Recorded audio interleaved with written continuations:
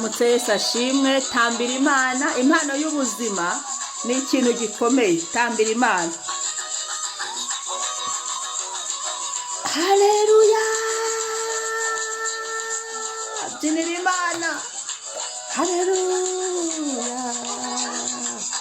Yo yo yo yo yo. Shimwa Mana, shimwa Mana. Haleluya. Komera Imana amashyi. Komera Imana amashyi.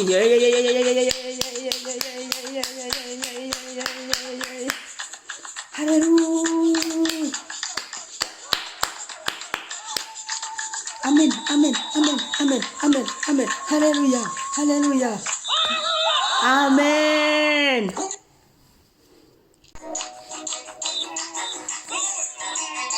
Amena. Tamba. Haleluya. Byinira Imana. Imana irakomeye. Iduhaye ubuzima. Yego Mana. Iki cyambuza kugushima.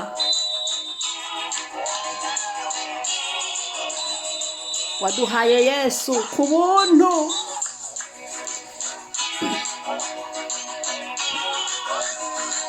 Ndagushimye Mana iki gitondo. Ndagushimye Mana. Tamba, tamba, tamba, tamba. Haleluya. Tamba, tamba, tamba. Amen, amen, amen, amen, amen, amen, amen, amen, amen, amen, amen, amen, amen, amen. Amen, amen, amen, amen, amen, amen, amen.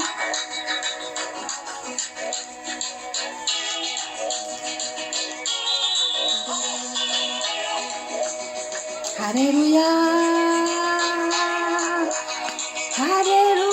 Haleluya. Shimwa Mana. Igitondo shimwa Mana. Singizwa n'ibizima. Singizwa n'abamarayika. Singizwa nanjye waremye Mana. Ndagushimye ko wandemye ukandemana ubuhanga buteye ubwoba Mwana. Shimwa ko umpaye ubuzima.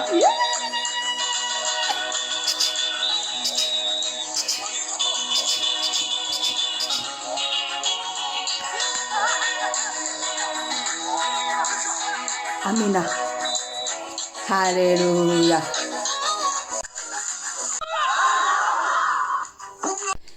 Imana ishimwe, data wa twese ahimbazwe. Haleluya. Amen. Kubyinira Imana biraryoshye, bizana umunezero, n'Imana yacu ikanezerwa.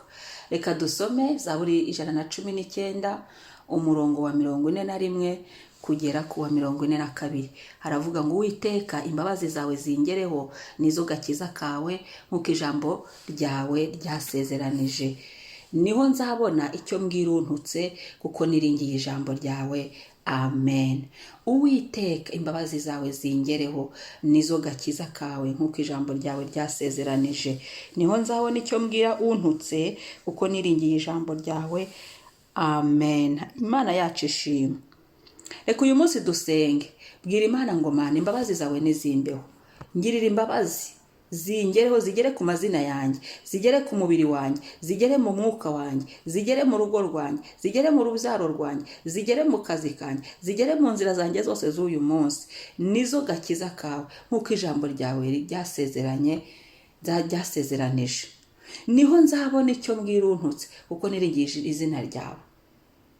Kubw'imbabazi z'Imana, mu mbabazi z'Imana turabonamo igisubizo cyo gusubiza ibyari biduhagurukiye. Ibitutsi badutuka mu mfufu, ibitutsi badutukira ku mugaragaro. Imbabazi z'Imana ni ziza zikaturengera. Imbabazi z'Imana ni ziza zikadutabara. Imbabazi z'Imana ni ziza. Turahabwa ijambo ryo kudusubiza ibyatuburanyaga, ryo gusubiza abadutukaga, ryo gusubiza aho twari tubereye igisebo, ryo gusubiza aho twari tunaniriwe, ryo gusubiza abatwimyozaga. Aho twari igihe umuntu kugira ngo kubera iki, kubera ko kubona, kubera iki, cyo ni igisuzuguriro. Ariko imbabazi z'Imana nizidusesekaraho. Haleluya. Ubuntu bw'Igorogota bwongere butuvira uyu munsi. Bwira Yesu. Hari aho bari kugutuka, hari imbabazi z'Imana zihanagura ibitutsi. Hari imbabazi z'Imana zomora ibikomere by'ibitutsi. Hari imbabazi z'Imana zamanuka mu mutima wawe, zigakiza zigasubiza ibyari bihangaye, kukugirira nabi, kugutuka, kukubaza, kutwimyoza. Ibyo byose bimarwaho n'imbabazi z'Imana, kugirirwa neza n'Imana.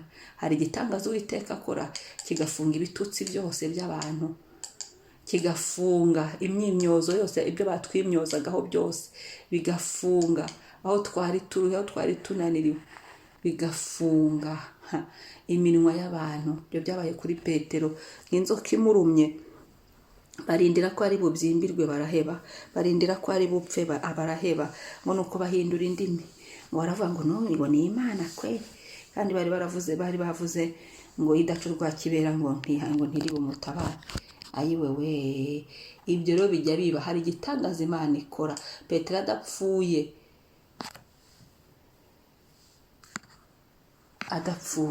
pardon, ntabwo ari Petero, ni Pawulo. Baravuga ngo inshira iruma Pawulo. Nanivuze Petero kandi atari we, ni Pawulo. Inshira iruma Pawulo, barahindukiye baravuga ngo ni Imana. Barahindukiye, amagambo bari kuvuga barahindukira, baba barivuguruza ubwabo, babonye igitangaza Imana ikoze, babonye Pawulo adapfuye. Inzoka yari imurumye ku gikonjo. Ni mu Byakozwe n'Intumwa 28 umurongo kuva muri icyo gice cya 28 kuva ku murongo wa mbere. Aho ngaho bahinduriyemo imvugo Pawulo adapfuye. Nawe rero hari abahindura imvugo kuko imbabazi z'Imana zamanutse. Turi muri Zaburi 119 umurongo wa 41 kujya kwa 42. Imbabazi z'Uwiteka zongere zitugereho, zongere zitugote, uyu munsi zituvugire, uyu munsi zidukorere, uyu munsi zigendane natwe, zomataye n'amazina yacu, uyu munsi zidukize, kuko ijambo ry'Uwiteka yasezeranye riri. Ni Imana y'imbabazi n'ubuntu, ni Imana itugirira imbabazi.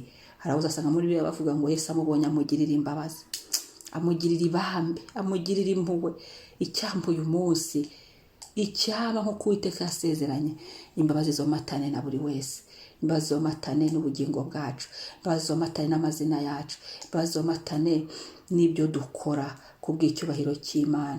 Maze abadutukaga bamware bagira igisuzuguriro, niko Zaburi yavuze. Abadutukaga bahindura indimi nkuko byabaye kuri Pawulo, abadusekaga bahindura inseko, baza ahubwo basekane natwe, bishimane natwe mu izina rya Yesu Kristo. Abatwimyozaga bahinduke, haleluya, babone turabo kubaho, babone turaba agaciro imbere yabo, imbere yabo. Imana ihindura ibintu kubw'imbabazi zayo nyinshi mu buzima bwacu. Uyu munsi Uwiteka agira ibyo ahinduye, tubone icyo dusubiza abadututse. Urakoze Mana, urakoze Papa, urakoze Jehova, urakoze mukunzi mwiza. Turasenze Mwami ngo uyu munsi ube mu imbabazi zawe. Buri saha y'uyu munsi Mwami tugendere mu mbabazi zawe. Buri mikorere yacu y'uyu munsi Mwami yuzuremo imbabazi zawe. Imbabazi zawe nizitugereho, nizigere mu mitima yacu, maze ibyaha byari birimo bibabarirwe, nizigere mu bugingo bwacu, icyaturegaga cyose, icyo twakoze cyose cy'icyaha kibabarirwe. Imbabazi zawe nizigere ku mibiri yacu, maze ibyari bituriho biveho. Imbabazi zawe nizigere mu mwuka wacu, imbabazi zawe nizigere mu masaha yose ya buri munsi y'uyu munsi. Imbabazi zawe nizigendane natwe, imbabazi zawe nizituvugire, imbabazi zawe nizitugereho, turazikeneye uyu munsi Mwami. Imbabazi zawe nizikore hafi na kure, imbabazi zawe niziturengere, imbabazi zawe nizirengere imirimo y'amaboko yacu, imbabazi zawe nizirengere urubyaro rwacu, imbabazi zawe nizirengere abo twashakanye nabo, imbabazi zawe nizirengere Mwami umurimo wawe dukora. Imbabazi zawe tuzitambitse muri buri cyacu cyose, imbabazi zawe nizidusohoreza amasezerano, kuko wasezeranye natwe Mwami. Ubu nizo gakiza kawe, zidukirizemo uyu munsi, dukirize mu mbabazi zawe uyu munsi, dukirize mu buntu bwo kubabarirwa uyu munsi, dukirize mu mbabazi nizo twifuje, kuko ijambo wasezeranije ariko riri mu izina rya Yesu. Kandi uri Imana y'amasezerano, uri Imana idahinduka. Mu kuntu ukoze urimo imbabazi, imbabazi zawe nizitugarukeho bundi bushya. Imbabazi zawe reka tuzumve tugenda uyu munsi, reka tuzumve duhagaze, reka tuzumve mu ngingo zacu, uhindura ibintu, ni ukugira ngo tubone icyo tubwira udututse, tumubwire ngo Uwiteka yaradutabaye, abari bariho uruvugo kugira ngo babone uko bababwira ati Uwiteka ubu yandemeye amashimwe. Mwami Yesu, imbabazi zawe niziduhindurire icyo tuvuga, aho twari turi mu maganya, imbabazi zawe niziduhindurire, aho twari twihebye, imbabazi zawe niziduhindurire kugira ngo tubone icyo tubwire udututse, kuko twiringiye ijambo ryawe, kandi ijambo ryawe ni ukuri, ijambo ryawe ni ubuzima, ijambo ryawe ni itabaza rimurikira ibirenge byacu, ijambo ryawe ntirihinduka, ijambo ryawe kuko turyizeye. Imbabazi zawe nizidukorere, zikorere buri wese Mwami, zikorere umuntu wese Yesu, uzumva iyi video, uzumva iyi audio, mu izina rya Yesu. Kandi Yesu, umuntu wese uri gutukwa, umuntu wese bari kwimyoza, umuntu wese urushye, umuntu wese ubabaye kubera ibitutsi atukwa, imbabazi zawe zimusesekareho. Iki gitondo turasenze, hanagura ibitutsi byari biri mu buzima bwacu. Hari ibyo badututse ku mugaragaro, hari ibyo badutukiye mu mfufu, hari ibyo badututse badusengera nabi, hari ibyo badututse bicaye ku mariri yabo, hari ibyo badututse ku matelefone yabo, hari ibyo badututse batuvuma. Ibyo byose bihanagurwe n'imbabazi zawe. Hari ibyo badututse badutongera, ibyo byose bihanagurwe n'imbabazi zawe. Uhereye uyu munsi kugeza Yesu agarutse, icyari igitutsi, Yesu ndasenze, ikintu cyari gitumye umuntu atukwa, wari uriho igitutsi, ikintu cyari gihagurukije gutukwa, igitutsi cyatumaga igitutsi kiba ku buzima bwacu Mwami, gikureho. Imbabazi zawe nizikirangize. Niba ari ikibazo ntikirangire, niba ari ikigeragezo kirangize, niba ari kunanizwa birangize, niba ari abazimu bari barahagurukije ibitutsi kuri twe, imbabazi zawe nizibirukane. Ni ukubitisha imbabazi zawe, hagurukisha imbabazi zawe mu buzima bwacu, maze uturengere tubone icyo dusubiza udututsi. Amagambo ahinduke, abadutukaga bakubone, babone imbabazi zawe zitugose, babone imbabazi zawe ziturengeye, babone icyubahiro cyawe Mwami. Bahindura indimi mu izina rya Yesu, ahubwo bafatanye natwe kuguhimbaza. Bahindura indimi, babone Imana twizeye, bahindura indimi bakizwe, bahindura indimi bihane, babone Imana igira neza. Urakoze Mwami kuduhaye imbabazi zawe, ko ziri butugote, ko ziri butugereho uyu munsi, ko ziri budukize, kubera ko wari byo wasezerane kuri twe, kandi ukaba uduha icyo dusubiza abadututse, kuko twiringiye ijambo ryawe. Urakoze Mesiya mwiza. Amen, amen. Imana ishimwe. Shalom, shalom. Umunsi mwiza. Mwari kumwe na Mama Ebenezer kuri mikoro. Mwibuke gukora subscribe na share. Bye.